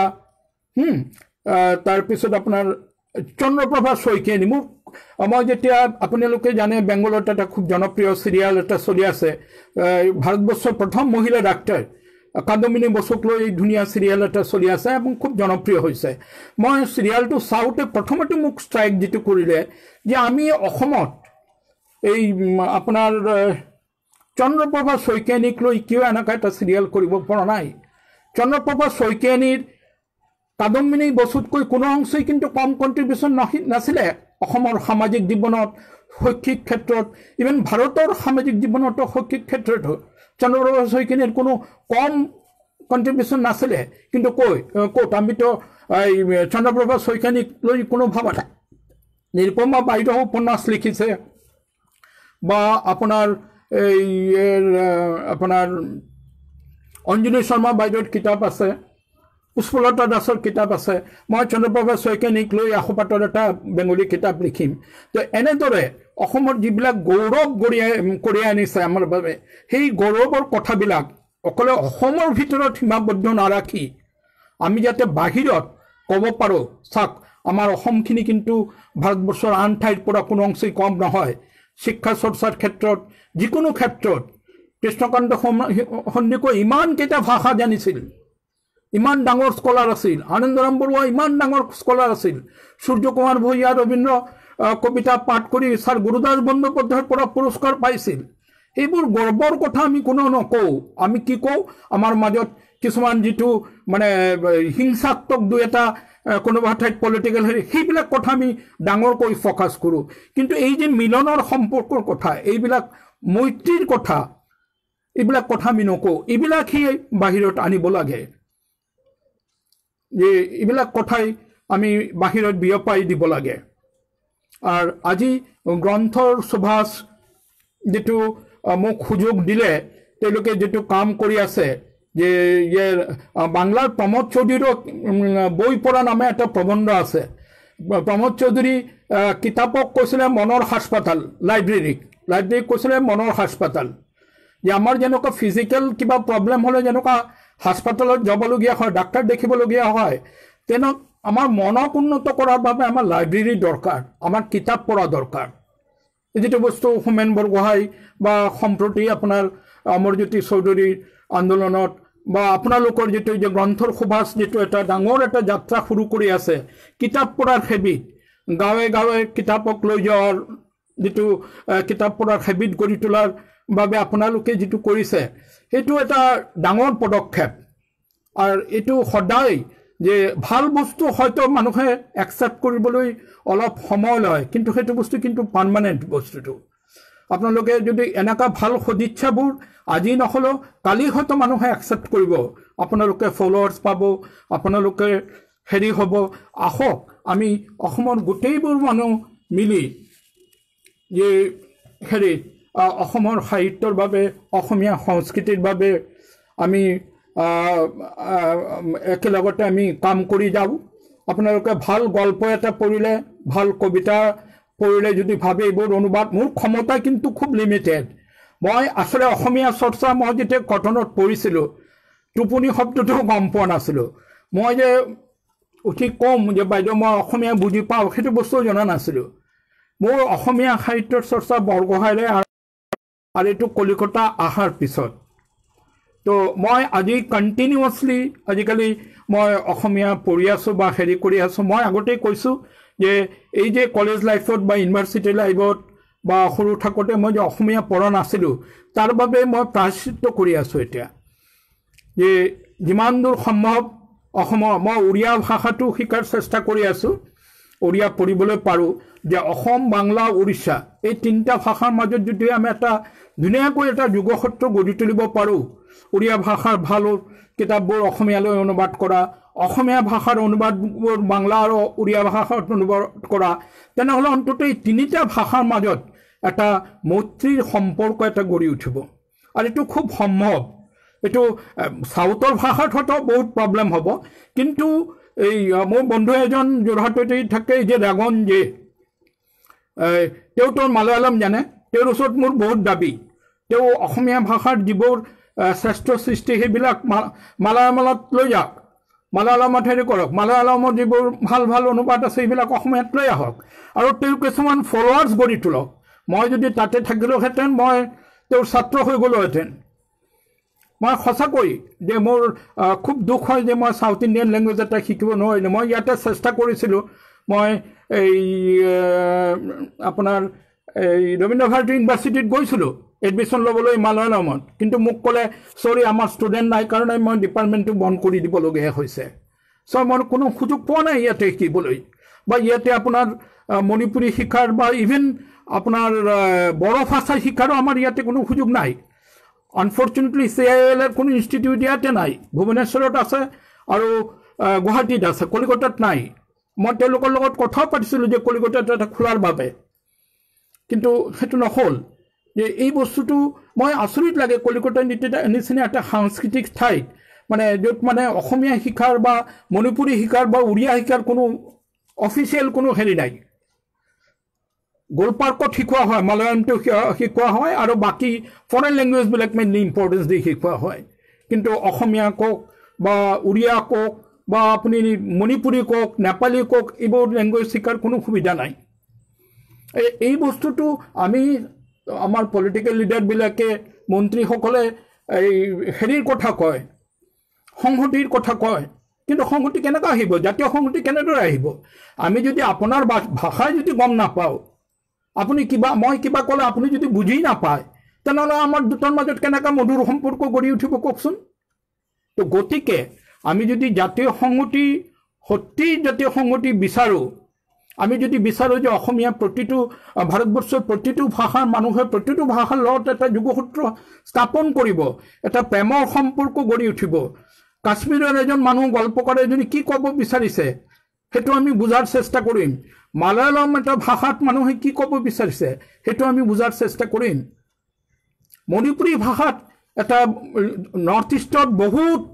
আৱিষ্কাৰ কৰিবলগীয়া বস্তু আছে কিন্তু আমি সেই সম্পৰ্কে আমি কি কৰিছোঁ আমি নৰ্থ ইষ্টক পাৰিতপক্ষে বাদ দি ৰাখিছোঁ আঁতৰাই ৰাখিছোঁ নৰ্থ ইষ্ট তাতে আনডেভেলপড প্লেচ তাতে কোনো ৰকম ডেভেলপমেণ্ট নাই কোনো সাহিত্য সংস্কৃতি নাই কিন্তু আমি তাতে তাৰ পৰা এক্সপ্লইট কৰাৰ বাবে আমি উস্তাদ কিন্তু নৰ্থ ইষ্টতো যে যদি একো নাথাকিলেহেঁতেন তেনে শংকৰদেৱৰ নিচিনা মানুহ তাতে কেনেকৈ জন্ম হ'লহেঁতেন তো এই যে এইবোৰ বস্তু কোনো আগবাঢ়ি নাহে আমি কিন্তু আগবাঢ়ি আহিব লাগিব বিশেষকৈ নৰ্থ ইষ্টত যে যিবোৰ আপোনালোকে যিবোৰ ধৰক কাৰ্বি আংলঙৰ ভাষা জানে বা নাগালেণ্ডৰ হেৰি জানে সাহিত্য সংস্কৃতি সম্পৰ্কে সেইবিলাক লৈ হেৰি কৰক যাতে আমি নৰ্থ ইষ্টত এটা হেৰি অসমক বেছ কৰি গোটেই নৰ্থ ইষ্টক যাতে আমি এটা মানুহৰ যে এটা শ্ৰদ্ধাবোধ সেইটো যাতে জগাব পাৰোঁ মানুহৰ কিন্তু একচেপ্ট কৰিবলৈ আগ্ৰহী আছে আমি যদি প্ৰেজেণ্ট কৰিব পাৰোঁ আমাক তেনেহ'লে মানুহে নিশ্চয় একচেপ্ট কৰিব কথা হ'ল আমি নিজৰ সম্পৰ্কে আমি নিজে জানো না নাই বা আমি নিজৰ সম্পৰ্কে নিজক বাহিৰত লৈ যোৱাৰ বাবে আগ্ৰহী হয় না নহয় আমি যদি নিজৰ ভাষাক নিজৰ সংস্কৃতিক যদি ভাল পাওঁ তেনেহ'লে আমি নিশ্চয় চেষ্টা কৰিম যাতে অসমীয়া ভাষা অসমীয়া সাহিত্য সংস্কৃতি আগবাঢ়ি যায় আমি বিৰোধৰ কথা নকওঁ বিভেদৰ কথা নকওঁ আমি জাতিৰ কথা নকওঁ আমি ধৰ্মৰ কথা নকওঁ আমি কওঁ মিলনৰ কথা আমি সম্প্ৰীতিৰ কথা কওঁ মই দৃঢ়তাৰ সৈতে ক'ব পাৰোঁ মানুহ ধৰ্ম নহ'লে বাচি থাকিব পাৰে ধৰ্ম আপোনাৰ পেটৰ ভাত নোযোগায় মন্দিৰ নহ'লে মন্দিৰ মছজিদ নহ'লে একো দিগদাৰ নাই মানুহ যদি নাথাকে মানুহ যদি জীয়াই নাথাকে তো মন্দিৰ মছজিদত যাব কোন মন্দিৰ মছজিদ মই ইগন'ৰ কৰা নাই কিন্তু এইবিলাক নিজৰ ব্যক্তিগত কথা ব্যক্তিগত ফিলিংছ কিন্তু তাৰ বাবে তাক লৈ যদি মানুহৰ মাজত বিভেদ গঢ়ি উঠে সেইটো বৰ বেয়া কথা হ'ব বিবেকানন্দ একবাৰ কৈছিলে যে যেতিয়া কলিকতাত প্লেগ দেখা দিছিলে কৈছিলে মই যদি দৰকাৰ হয় মই বেলুৰ মদ বিক্ৰী কৰি দিম কাৰণ বেলুৰ মদ কাৰ বাবে মানুহৰ বাবে সেই মানুহে যদি জীয়াই নাথাকে তেনেহ'লে মন্দিৰ আৰু মদ দি কি হ'ব এই যে বস্তু এই কথাখিনি যেহেতু আমি সাহিত্যৰ মানুহ আমি সাহিত্যৰ জৰিয়তে আমি ভাল সাহিত্য অনুবাদৰ জৰিয়তে আমি এইটো আগবঢ়াই লৈ যাম অকলে বাংলা সাহিত্য লৈ নহয় যিবোৰে ভাল হিন্দী জানে আৰু মোৰ বন্ধুৰ কথাগুলো যি মালায়ালাম জানে তেওঁ সেইবোৰ অনুবাদৰ জৰিয়তে সাউথৰ লেংগুৱেজত লৈ যাওক আৰু তেওঁ এটা গ্ৰুপ তৈৰি কৰক খালি নিজে অকলে মই অকলে নিজে মালায়ালাম শিকিলে নহ'ব মই ওচৰা ওচৰি আৰু দুই একজনক আৰু কেইবাজনক যদি মই মালায়ালাম সাহিত্যৰ প্ৰতি আগ্ৰহ কৰি তুলিব পাৰোঁ তেনেহ'লে মোৰ মালায়ালাম শিক্ষা সাৰ্থক হ'ব এনে এটা গ্ৰুপ সৃষ্টি কৰক যেটো গ্ৰুপ হ'ব কনষ্ট্ৰাক্টিভ মই কিন্তু আপোনালোকক উপদেশ দিয়া নাই উপদেশৰ কোনো প্ৰশ্নই নহয় মই জাষ্ট মোৰ নিজা ফিলিংছবিলাক আপোনালোকৰ লগত শ্বেয়াৰ কৰি আছোঁ আজি বহুত সময় পাৰ হৈ গ'ল আপোনালোকে কিজানি বিৰক্ত হৈছে আৰু মইতো ক'লো মই চিষ্টেমেটিকেলি ঠিক কথা ক'ব নোৱাৰোঁ মোৰ আবেগেৰে যি আহে মনত মই ৰেডি কৰি ৰাখিলেও আকৌ যেতিয়া আৰম্ভ কৰোঁ তেতিয়া মই গোটেইখিনি খেলিমেলি পাকি যায় আৰু তেতিয়া মই নিজা ধৰণে মই কৈ থাকোঁ এইটো এটা মোৰ প্ৰব্লেম হয় যে এই অসমৰ নতুন কবি গল্পকাৰ আৰু উপন্যাসিক যিবোৰ লিখি আছে গীতালি বৰা তেওঁ মিথলজিক লৈ খুব ভাল উপন্যাস লিখি আছে বুদ্ধজয়া মই গল্পটো অনুবাদ কৰিছিলোঁ তেওঁ উপন্যাস কৰিছে লেংগুৱেজটো বৰ সুকীয়া লেংগুৱেজ যেটো আমি এই গীতালিক কৈছিলোঁ যে এটা সময়ত সুবোধ ঘোষৰ ভাৰত প্ৰেম কথাত যেটো লেংগুৱেজ ব্যৱহাৰ কৰা হৈছিল বা আজি এই যেটো তেওঁৰ একাডেমি পোৱা কিতাপখনৰ যেটো এই তেতিয়াৰ দিনৰ যেটো লেংগুৱেজ ইউজ কৰিছে এইটো বৰ টান পাম যে টাইম আৰু স্পেচৰ কথা মনত ৰাখি লেংগুৱেজটো হেৰি কৰা চ' এনেদৰে বহুত কিবা কিবি এক্সপেৰিমেণ্টেল কাম হৈ আছে অসমৰ এই গল্প সাহিত্য কবিতা আৰু মই কিন্তু সঁচাকৈ মই বহুত অসমীয়া শব্দৰ অৰ্থ গম নাপাওঁ বহুতো ভুল থাকি যায় বিশেষকৈ এতিয়া মই লাজেই লাগে যে কিছুমান আগৰ অনুবাদত কিছুমান মেজৰ মিষ্টেক থাকি গৈছে মই এইবিলাক চেষ্টা কৰি আছোঁ আচলতে কি এটা টাইমত আমাৰ কামটো আৰম্ভ কৰিব লাগিব মই যদি ভাবোঁ যে নাই মই নকৰোঁ কাৰণ কৰিলেইতো ভুল হ'ব তেনেহ'লেতো কামটো আৰম্ভ কৰাই নহ'ব চ' গতিকে কামখিনি আগবঢ়াই লৈ যোৱাৰ মাজেৰে নিজক আপডেট কৰি যোৱা যিমানেই চৰ্চা কৰি থাকিম যিমানেই অনুবাদ কৰি থাকিম ইমানেই মোৰ ভুলবোৰ মোৰ চকুত পৰিব আৰু আপোনালোকে মোৰ ইমান মৰমীয়াল বন্ধু অসমত মই ক'লোঁ এতিয়া অৰবিন্দ ৰাজখোৱা কুমুদ ঘোষ তাৰপিছত নীলিম কুমাৰ বা প্ৰাণজিৎ বৰা বা অজস্ৰ বা নীলকণ্ঠ শইকীয়া দাদা বা ধ্ৰুৱজ্যোতি ছাৰ তেনেকুৱা বৰগোহাঁই ছাৰ মোক ইমান মৰম কৰে যে তেখেতে সাৰাংশ কিতাপখন মোৰ নামে উৎসৰ্গ কৰিছে এইখন মোৰ জীৱনত ইমান ডাঙৰ পুৰস্কাৰ আৰু একো নালাগে ইয়াৰ ওপৰত তো এনিৱে মই অনুবাদৰ জৰিয়তে যে ইয়াত এটা অকলে মই কৰা নাই বহুতে অনুবাদ কৰি আছে যে অসমীয়া সাহিত্যৰ প্ৰতি এটা ভালপোৱা জন্ম হৈছে মানুহে অসমৰ কথা শুনিব বিচাৰে অসমীয়া সাহিত্যৰ কথা জানি আগবঢ়াই লৈ যাম আৰু এই মৌচুম গগৈ আৰু মিষ্টাৰ গগৈ যি অনুষ্ঠানৰ হেৰিত আছে তেওঁক মোৰ শ্ৰদ্ধা আৰু ভালপোৱা জনাইছোঁ মই আকৌ আপোনালোকৰ এই হেৰি গ্ৰন্থসভাৰ এই অনুষ্ঠানত মোক মাতাৰ বাবে মই আপোনালোকক সকলোকে যিবোৰে মোক এই মেছেজ পঠাই হেৰি কৰি অনুপ্ৰাণিত কৰিছে মই সকলোকে প্ৰশ্নৰ সৈতে জবাব দিব পৰা নাই যে কিন্তু মই প্ৰত্যেকক মই হেৰি জনাইছোঁ অসম মই আপোনালোকে ভাবি ল'ব বা ধৰিব এটা কথা মই ক্লিয়াৰলি সদায় কৈ থাকোঁ মই দেখাটো মই কলিকতাত আছে কিন্তু মোৰ মনটো কিন্তু অসমৰ বিভিন্ন ঠাইত ঘূৰি ফুৰে প্ৰতি মুহূৰ্তত দিনতে সপোনতে মই অসমৰ কথা অসমৰ গল্প উপন্যাসৰ কথা অসমৰ মানুহৰ কথা অসমৰ ভালপোৱাৰ কথা মই ভাবি থাকোঁ আৰু মই ভাবোঁ এই সমন্বয় এই প্ৰীতি সম্পৰ্ক সঘনাই বাঢ়ি যাই থাকিব আৰু আমি সকলো মিলি অসমীয়া সাহিত্যক এটা উল্লেখযোগ্য স্থানত লৈ যাম এটা সুন্দৰ সেতুবন্ধন গঢ়ি উঠিব সেই কামনা জনাই আপোনালোকক সকলোকে জনাই মই হয়তো আপোনালোকৰ এক্সপেক্টেশ্যন যিটো মোৰ পৰা এক্সপেক্ট কৰিছিলে সেইটো মই হয়তো পূৰাব পৰা নাই কাৰণ মই যে এই যে ক'লোঁ মই ঠিক ছিষ্টেমেটিকেলি মই যিমানেই ৰেডি হওঁ নকওঁ কিয় কুৱেশ্যনবিলাক লৈ হেৰি কৰি কিন্তু কোৱাৰ সময়ত ফ্ল'ত মই হেৰিখিনি নাইকিয়া হৈ যায় আৰু মই চেষ্টা কৰি আছোঁ অসমীয়াত লিখিবলৈ যে মাজে মাজে দুই এটা মই লিখোঁ কিন্তু মই যাতে তাতে সেন্টেন্সৰ জতুৱা ঠাঁচ বা বাক্য গঠনজনিত বহুত ভুল ত্ৰুটি থাকে তেতিয়াও মই চেষ্টা কৰি আছোঁ যে লাহে ধীৰে এদিন হয়তো নিশ্চয় মই শুদ্ধ অসমীয়া শুদ্ধকৈ অসমীয়া লিখিব পাৰিম আৰু সেইটো হ'ব আপোনালোকৰ সকলৰ সহায়তেৰে আজি ইমানখিনি কৈ মই আপোনালোকৰ পৰা বিদায় ল'ব পাৰোঁনে বা আৰু কিবা যদি স্পেচিফিক আপোনালোকৰ সুধিবলগীয়া থাকে মই ঠিক ধৰিব পৰা নাই যে আপুনি সুধিব পাৰে আপোনালোক সুধিব পাৰে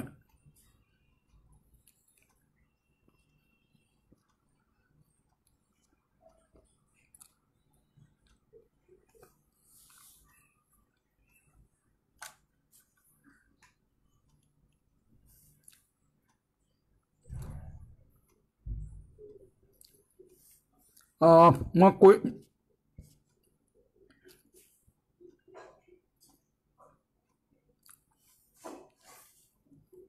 হেল্ল'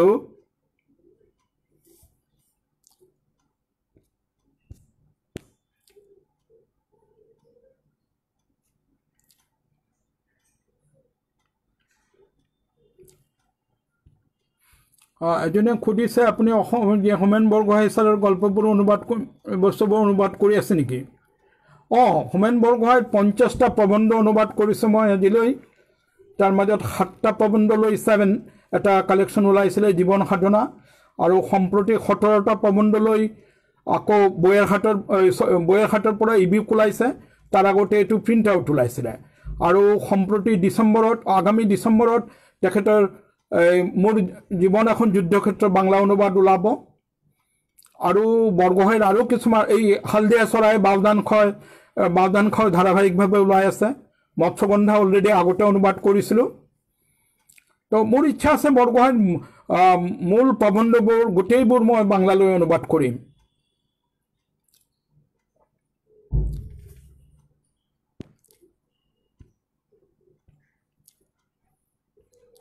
শংকৰদেৱৰ ওপৰত 4 নম্বৰ এপিছডটো চলি আছে এই অহা দেওবাৰে 5 নম্বৰ এপিছড আৰম্ভ হ'ব এইটো কমপ্লিট হোৱাৰ পিছত কিতাপ আকাৰে কৰা হ'ব তেওঁলোকে কিতাপ আকাৰে কৰিব বুলি কৈছে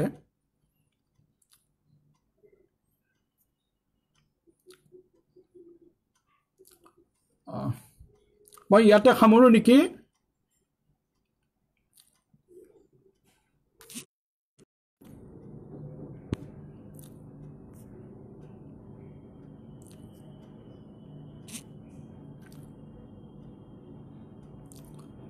হেল্ল'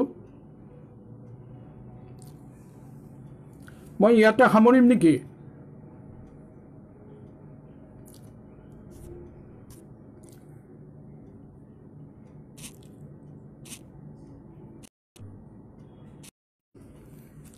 আজিলৈ আপোনালোকক বহুত সময় ল'লোঁ হয়তো আমনি দিছোঁ আপোনালোকক তো আজিলৈ মই ইয়াতে সকলোকে ধন্যবাদ জনাই পাৰ্টিকুলাৰলি গ্ৰন্থৰ সুবাস মিষ্টাৰ মৃদুল গগৈ মৌচম গগৈ আৰু আন বন্ধুবোৰক মোৰ শুভেচ্ছা জনাই আজিলৈ ইয়াতেই বক্তব্য সামৰিলোঁ আকৌ কেতিয়াবা সুযোগ পালে আপোনালোকৰ ওচৰত আহিম আৰু আপোনালোকৰ লগত মোৰ যোগাযোগ সদায় থাকিব অসম আৰু অসমীয়া সাহিত্য সংস্কৃতিৰ বাবে এটা উজ্জ্বল ভৱিষ্যতৰ আশাৰে বাট চৈ ৰ'লোঁ ইয়াতেই সামৰিলোঁ নমস্কাৰ